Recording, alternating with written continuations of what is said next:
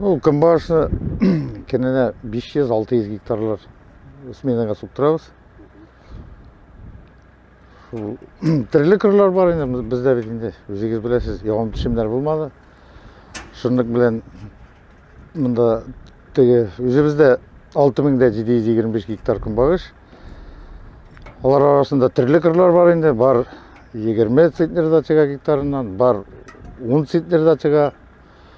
Бірінші күннен, биягыры ішлей башлаган күннен алынған қырларда более-менее нормальный чыга, кырларны бізге істеп беріп тұралар. Яңа алған кырларда урожайность әзірегінде 10-да чыга, 12-де, 13 мен ашылай. Татарстанда өзі бізде жировой завод болғаш бетінде, аның производительность көп, анарға чимал керек. Шындық білен алалар енді, завод тұқтамасын, ішлесін деп.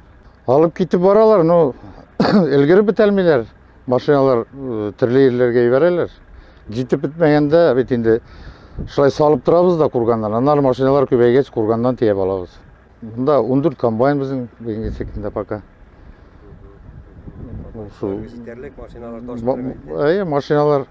Өзі біздікілер, мұнда неге растворный узел бар біздің верхний карамалда. Анда да салып тұрабыз, перевалочный базы біздің.